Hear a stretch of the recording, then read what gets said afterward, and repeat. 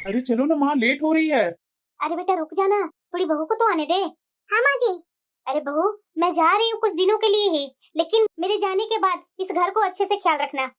हाँ माँ जी, आप टेंशन मत लीजिए, जैसे आप बोल रहे हैं बिल्कुल वैसा ही मैं रखूंगी घर को। अरे माँ चलो ना, ट्रेन छूट जाएगी। अरे क्या है बेटा, 2 मिनट थोड़ा सा बहू से बात नहीं करने दे रहा है। 2 मिनट में क्या ट्रेन छूट जाएगी? मुझे मत सिखा।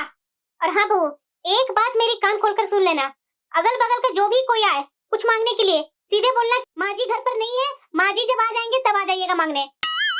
पर माँ जी किसी को अर्जेंट हुआ तो मैं कैसे मना कर दूंगी, या मुझे ही किसी चीज की जरूरत होगी तो मैं मांगने जाऊंगी तो क्या मुझे मिल जाएगा? वो सब मैं कुछ नहीं जानती हूँ बहू, सारे राशन घर में मैं रख कर जा रही हूँ। इधर से उधर नहीं होगी तुम, न कोई पास पड़ोस में किसी से बात करेगी तुम। अरे माँ हाँ, सुन लिया मैंने।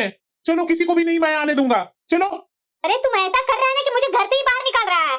अरे माँ, मैं तुम्हें कहाँ बोल रहा था जाने के लिए, तुम ही ना मामा जी के यहाँ जाने के लिए परेशान कर रही है। ठीक है चलो, खड़ा क्या कर रहा है?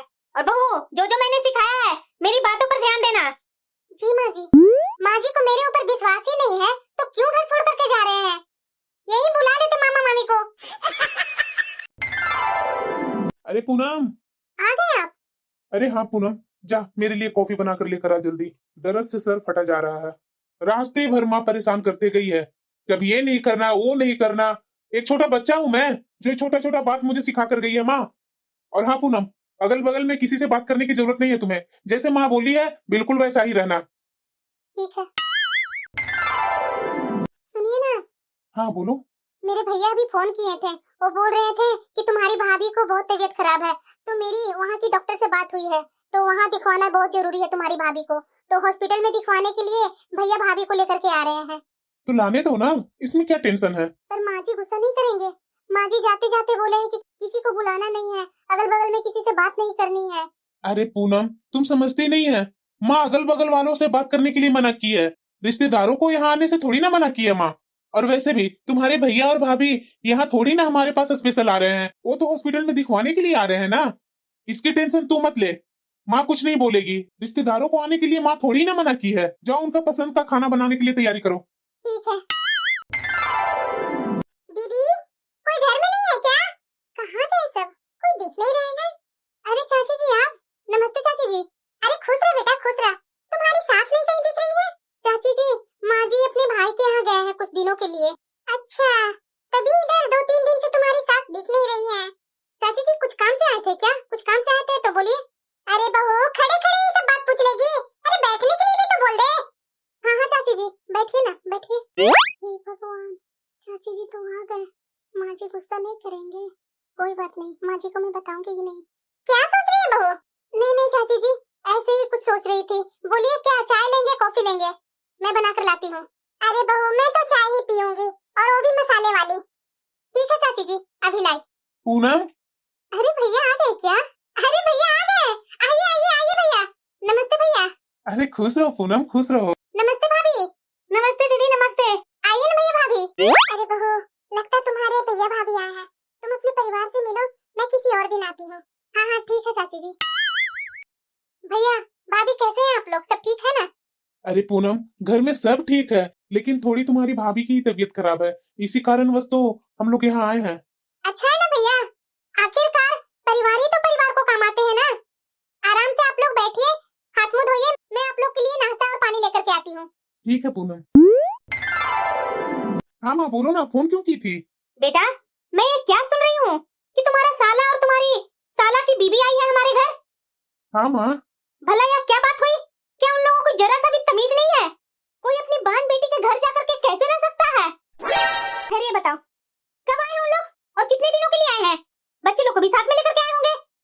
हाँ माँ, भैया और भाभी दोनों आए हैं, पर आपको यह खबर कहाँ से मिली? और वो लोग तो कल रात ही आए हैं माँ, भला बच्चों को लेकर के क्यों आएंगे? तो बच्चे को लेकर के नहीं आए थे तो यहाँ क्या हनीमून मनाने आए हैं? माँ ये कैसी बातें कर रही है तुम? माँ वो लोग डॉक्टर से दिखवाने आए थे और तुरंत लौट रहे थे। वो तो मैं और पूनम जीत करके उन लोगों को यहाँ रोक लिए हैं। बहुत जिद करने के बाद रात भर ही तो रुके हैं माँ। और माँ, यह गुजरे जमाने की बात है, जब लड़की के मायके वाले उनके घर पर नहीं आते थे। आज के जमाने में भला ऐसा कौन सोचता है माँ? तुम्हारे ससुराल वाले नहीं सोचते होंगे, इसीलिए तो वो यहाँ आ गए। हमारे खानदान में ये सब नहीं चलता है।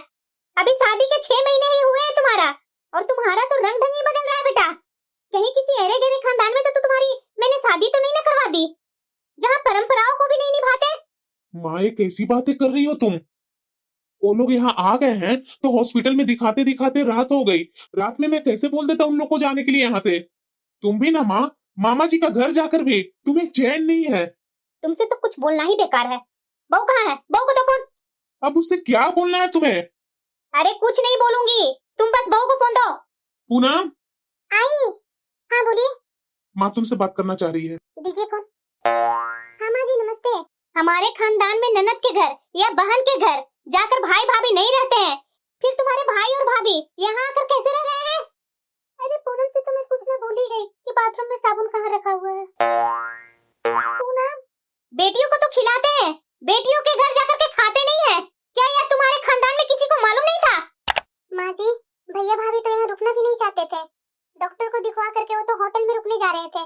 वो तो हम लोग ने जिद किए यहाँ रुकने के लिए, तो जिद करने के बाद भैया भाभी यहाँ आ गए और आप भी माँ जी यहाँ नहीं थे, तो मैंने सोचा। क्या सोचा? यही ना कि सास यहाँ नहीं है तो मैं घर में मालकिन बन करके बैठ जाऊं? अरे तुम्हारे मायके वाले वहाँ आकर के कैसे रुक गए? याद रखो बहू, हमारे खानदान में जो चलता आ रहा है वही चलता रहेगा, इसे बदलने का कोशिश मत करो। अभी मैं जिंदा हूँ तो उस घर में वही होगा जो मैं चाहती हूँ, समझ गई ना? माँ जी इतना गुस्सा में। अरे जाने तो ना पूनम, माँ यहाँ पर नहीं है ना, अभी जाकर देखो भैया भाभी क्या कर रहे हैं। अरे क्या हुआ नीलम? कुछ नहीं, मैं बोल रही हूँ ना कि चलिए यहाँ से, यहाँ ज्यादा देर रुकना सही नहीं है। पर हुआ क्या? तू अचानक इस तरह से मुंह बनाई हुई है? अभी कुछ बहाना बनाकर यहाँ से चलिए, मैं आपको रास्ते में सारी बातें बताती हूँ। ठीक है, जब तुम बोल रही है तो जरूर कुछ बात होगी। पूनम। हाँ भैया। पूनम हम लोग को तुम अब विदा करो, बहुत लेट हो रहा है पूनम, घर में माँ अकेली है और बच्चे लोग भी अकेले हैं। भैया इतनी जल्दी? आज भर रुक जाइए ना भैया, कल चले जाइएगा। अरे नहीं नहीं पूनम, जिस काम के लिए आया था वो काम तो हो गया, अब रुक कर क्या करूं? अब तुम सोचो, माँ भी हमेशा बीमार रहती है, उसे छोड़ करके मैं यहाँ आज भी रुक जाऊंगा तो कैसे चलेगा? और 2 बच्चे हैं, माँ को परेशान कर रहे होंगे। भैया ऐसे कैसे? आप लोग को अभी तक नाश्ता बना करके भी मैंने नहीं खिलाया, नाश्ता तो खा कर जाइए ना भैया। अरे नहीं नहीं दीदी, नाश्ता हम लोग बाहर कर लेंगे, इतना ज्यादा टाइम रुक जाएंगे तो हम लोग को जाने में भी बहुत लेट हो जाएगा ना। सॉरी दीदी, अगले बार मैं आऊंगी ना तो जरूर खा कर जाऊंगी। ठीक है पूनम, तुम अपना ख्याल रखना और ठीक से रहना, मैं चलता हूँ। कैसा ससुराल होता है जो अपने मायके वाले को अच्छे से खाना भी नहीं खिला सकती हूँ। हे भगवान, मैं किस दुविधा में हूँ। ये मेरे ससुराल वाले मेरे मायके जाते हैं तो कितना इज्जतमान होता है लोगों को, और मेरे मायके वाले अपनी परेशानी के कारण मेरे ससुराल आए। माँ जी ने पता नहीं क्या क्या सुना दिया मेरे मायके वाले को। ये कैसा नियम है कि बेटी अपने ससुराल में रह करके मायके वाले को अच्छे से इज्जत मान ना कर सके। बहू। माँ जी आप आइए। नमस्ते माँ जी। हाँ खुश रहो। तब बहू, घर से मैं कुछ दिन निकली नहीं, तुम तो यहाँ अपने मायके वाले को बसेरा ही बना दी। तुम्हें मैंने बार बार समझा कर गई थी ना कि यहाँ किसी को आने नहीं देना। मेरी बात को अनसुना करने में तुम्हें शर्म नहीं आई? अभी मैं मरी नहीं हूँ, जिंदा हूँ। जैसा इस घर का नियम है वैसा ही चलेगा। माँ जी चाय पियेंगे या कॉफी? चाय बनाकर लेकर आ, और मेरा बैग बाहर पड़ा हुआ है, बैग ले जाकर के अलमीरा में लगा दे। जी माँ जी। देखना पड़ेगा मेरे कमरे में सब सामान तो सही है ना। अरे हाँ बेटा, बोलना बोलना, कैसी है तुम? मैं तो ठीक हूँ माँ। अरे बेटा तुम कब आएगी? मैं तुम्हारा कब से इंतजार कर रही हूँ। आ रही हूँ माँ, टेंशन मत ले, मैं रास्ते में ही हूँ। ठीक है बेटा, जल्दी आ तुम। सारे फेवरेट तुम्हारा खाना मैं तुम्हारी भाभी से बनवा रही हूँ। अरे बहू। जी माँ जी। खाना पूरा बन गया? बस बनने वाला ही है माँ जी। अरे बहू जल्दी करना, मेरी बेटी कभी भी किसी समय आ सकती है। माँ। अरे बेटा को नाम लेते ही आ गई बेटा, लंबी आयु होगा तुम्हारी। अरे माँ, इतनी भी लंबी आयु का वरदान मत दे। नमस्ते माँ। अरे खुश रह बेटा, खुश रह। नमस्ते दीदी। नमस्ते भाभी। और बताइए, ठीक तो है ना आप? हाँ दीदी। अरे बेटा चलना, इसके पास खड़ा होकर के क्या करेगी? और बहू जल्दी जल्दी मेरी बेटी के लिए नाश्ता पानी सब लेकर के आ। जी माँ जी। अरे भाभी, वाकई में खाना तो बहुत टेस्टी बनाया था आपने। भाभी जाइए ना, मेरे लिए 1 कप कॉफी बनाकर ले आइए तो थोड़ा मूड और चेंज हो जाएगा। जी दीदी, अभी लाई। बहू। हाँ माँ जी। जरा हाथ जल्दी जल्दी चला, कल मेरी बेटी जाने वाली है, तो आज अभी तक उसके लिए उसका फेवरेट मिठाइयाँ तक नहीं बनाई है, और कल सुबह उठते के साथ काम और बढ़ जाएगा। कल मेरी बेटी जाने वाली है, तो यहाँ से जाएगी, खाना वाना खाकर ही ना जाएगी, उसके पूरे परिवार के लिए भी खाना बनाना पड़ेगा तुम्हें। पर क्यों माँ जी, पूरे परिवार के लिए खाना? लगने लगी तुम्हारी आँख? अरे मेरी बेटी यहाँ से जाएगी थकी मंदी, वहाँ जाकर के खाना बनाने लगेगी। चुपचाप से कल 5 सब्जियां बना देना, और खीर और पूरी, ये सारे होने चाहिए। इसलिए मैं तुम्हें बोल रही हूँ कि कल सुबह जल्दी उठना। जी माँ जी। सब इसे समझाना पड़ेगा, अभी ये आई है, इसकी माँ ने कुछ नहीं सिखाकर भेजा है कि जब घर में बेटियां आती है तो क्या क्या देकर के विदा किया जाता है। ठीक है माँ, अब मैं चलती हूँ, अपना ख्याल रखना माँ। ठीक है बेटा, मैं आती हूँ देख करके बहू कैसे इंतजाम करके रखी है। चलो सब हो गया, अब माँ जी कुछ सुनाएंगे नहीं। तुम तो रहने दो ही बहू। क्यों माँ जी? अरे माँ, हमारे खानदान में बेटियों को कैसे विदा किया जाता है ना, यह तो मैंने देखा ही है। उनको तो पता ही नहीं कि बेटियों को बस दिया जाता है, ना कि उनके घर के नमक खाया जाता है और उनके घर में रहा भी जाता है। चल बेटा यहाँ से, और हाँ, जल्दी जल्दी पैक करके बाहर लाओ। दीदी, ये मिठाई और कपड़े हमारे तरफ से। अच्छा ठीक है भाभी, मैं रख लूंगी। और जरा ये बताइए भाभी, आप हमेशा इस तरह से बूझी बूझी क्यों रहती हो? मैं तो यहाँ कुछ दिनों के लिए आती हूँ भाभी, और मैं हमेशा आपको उदासी देखती हूँ। क्यों भाभी, आप तो मन ही मन बहुत गुस्सा होती होंगी कि ननद जी आती है, इतने इतने सारे सामान बना बना करके देने पड़ते हैं, इसीलिए आप उदास रहते हैं क्या भाभी मेरे से? अरे नहीं नहीं दीदी, ऐसी कोई बात नहीं है। तो फिर क्यों भाभी आप हमेशा उदास रहते हैं? कभी आइए भैया के साथ हमारे घर घूमने के लिए 2-4 दिन के लिए। देखना भाभी, मैं आपको कितना घुमाऊंगी, हमेशा आपके चेहरे पर मुस्कुराहट रहेगी भाभी। हम लोग यहाँ वहाँ हर जगह जाएंगे घूमने, बड़ा मजा आएगा भाभी। इस बार भैया से जिद कीजिएगा ना आने के लिए मेरे घर, प्लीज भाभी। अरे नहीं नहीं बेटा, हमारे खानदान में ननद के घर भाभी जाकर के नहीं रहती है, तो तुम्हारी भाभी तेरे घर नहीं जाएगी। हमारे खानदान में बेटियों को खिलाते हैं, बेटियों को घर जाकर के खाते नहीं है।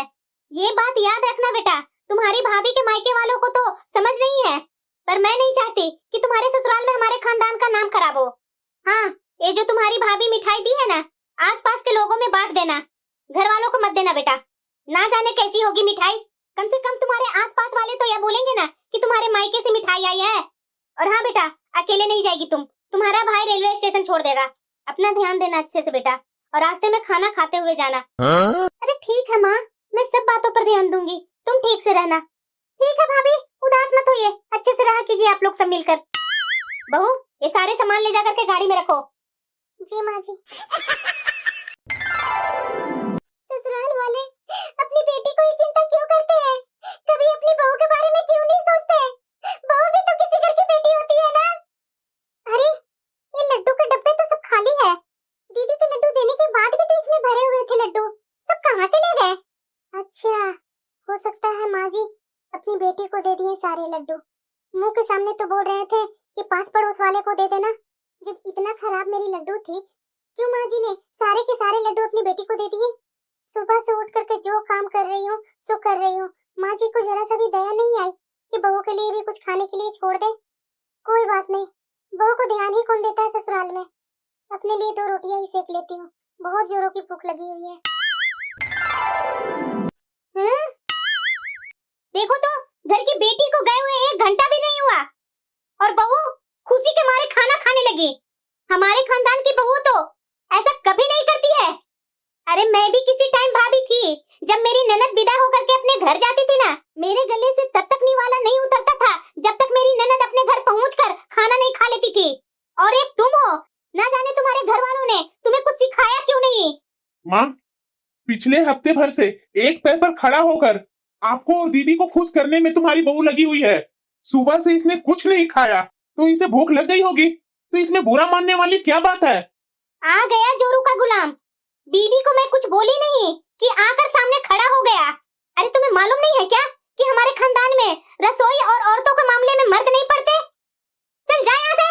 माँ जी माफ कीजिएगा, मैं सुबह से भूखी हूँ और आपकी बेटी की सेवा में लगी हुई थी, और दीदी को मैंने अच्छे से खिलाकर भेजा है। अब ट्रेन 2 घंटे देरी से जाए चाहे जल्दी जाए, मैं क्या रात भर भूखी रहूंगी?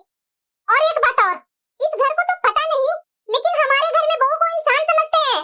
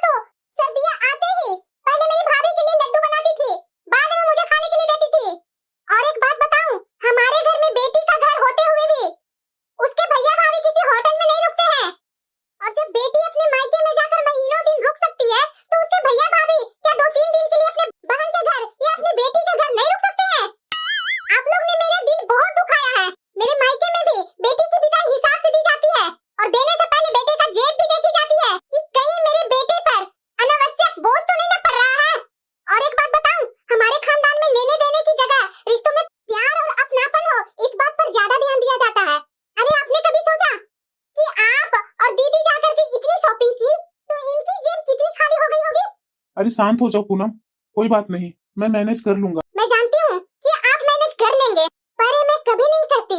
अरे बेटी का भी अपने मायके में अधिकार होता है और बहू को भी प्यार और अपनापन से रखा जाता है। आप जानते हैं कि मेरे घर में मेरी भाभी हमेशा चाहती रहती है, ना कि मेरी तरह हमेशा ताने सुन करके सिसकती रहती है।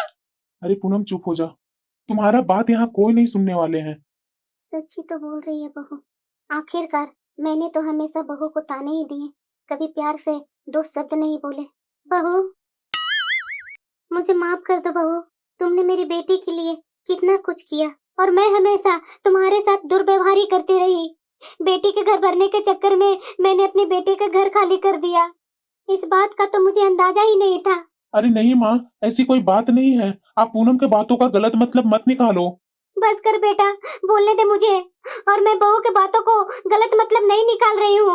आज बहू ने मुझे आईना दिखा दिया जिससे मैं खुद से नजरें नहीं मिला पा रही हूँ। और मेरी बेटी कैसी है जो मुझसे बस लेने ही आती है, कभी आज तक तुझे या मुझे कुछ दिया नहीं है।